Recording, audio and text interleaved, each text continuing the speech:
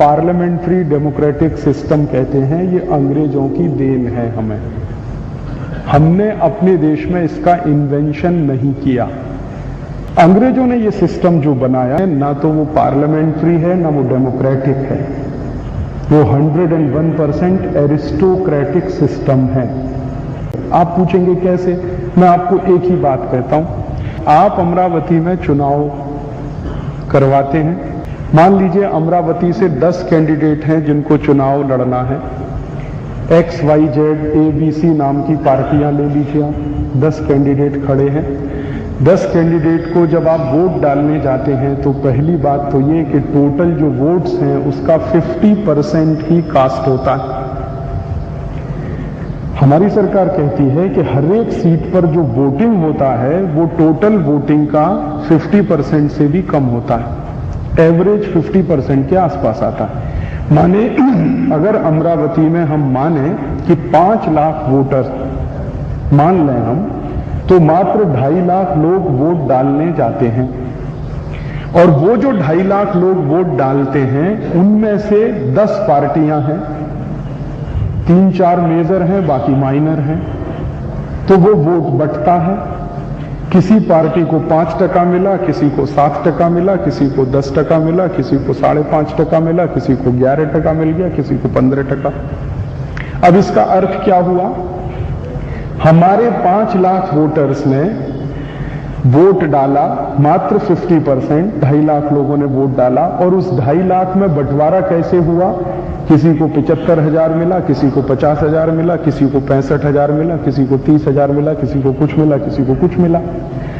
अब आप जरा कल्पना करिए कि जिन लोगों ने किसी एक व्यक्ति को जिताया, मान लो उसको 75,000 वोट मिले और 5 लाख वोटर्स हैं, तो 75,000 5 लाख वोटर्स के कितने परसेंट हुए? 20% से तो कम हुए ही।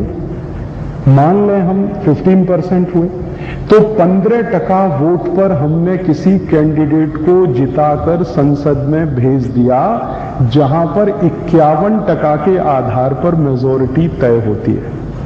आप समझ रहे हैं मेरी बात? हमने 15% वोट देकर एक ऐसे कैंडिडेट को दिल्ली भेजा जहां दिल्ली की संसद में मेजॉरिटी तय होती है 51% के आधार पर। इसका माने इल्लीगल इलेक्शन हुआ पूरा।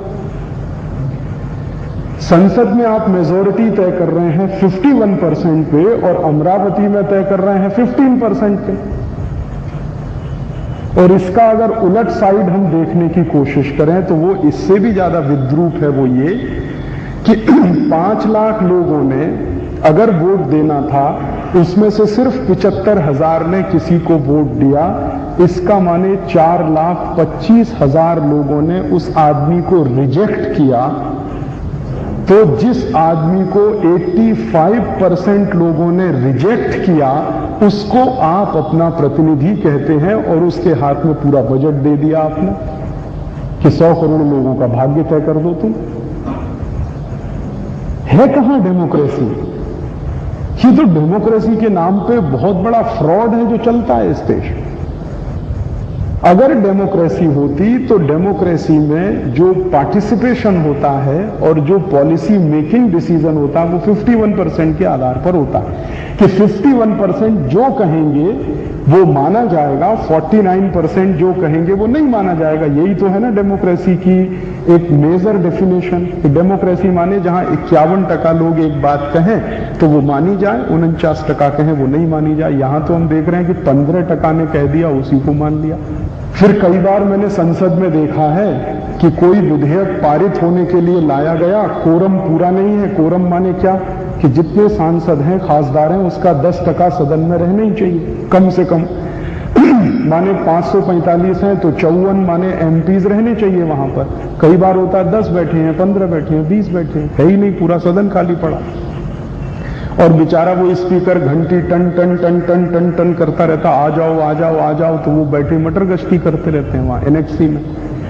मैं पार्लियामेंट बहुत बार गया हूं, खासदार सदन में नहीं बैठते, एनेक्सी में बैठे रहते, गप्पे मारते रहते, अखबार पढ़ते रहते हैं, मैगजीन पढ़ते रहते हैं, ऐसे ही बैठे रहते हैं सब खासदार वहां पे, सदन में नहीं बैठते। अब सदन में नहीं बैठते और नियम बन जाता, कानून भी बन जाता। तो सदन क्या करता है फिर? वो कहते हैं एक इमरजेंसी रूल है पार्लियामेंट में, वो ये कि अगर सदन में कोरम पूरा नहीं है तो भी जो मेजॉरिटी वोटिंग होगा वही कानून बन जाएगा। तो इसका अर्थ ये हुआ कि अगर 20 सांसद बैठे हैं, उनमें से 11 ने एक बाजू में वोट कर दिया तो देश को बेचने का समझौता भी हो जाएगा। आप इसी को डेमोक्रेसी कहते हैं। उन्होंने इमरजेंसी रूल बना रखा है। वैसे तो वो कहते हैं कि कोरम पूरा होना चाहिए, तो मैं मानता हूं चलो कोरम भी पूरा कर लें, 54 एमपीज हैं, तो इसका अर्थ क्या हुआ? 54 एमपीज होने का अर्थ यह हुआ कि 27 या 28 एमपीज ने एक बाजू में वोट कर दिया तो वही कानून बन गया। तो पूरे देश की 100 कोटि लोगों के भाग्य का फैसला 26-27 लोग मिलकर करें, इसी को डेमोक्रेसी कहते हैं क्या? इससे अच्छी तो एरिस्टोक्रेसी। तो हमारे देश में जो हम डेमोक्रेटिक सिस्टम मानते हैं या चलाते हैं, वो कहीं से भी डेमोक्रेटिक है ही नहीं।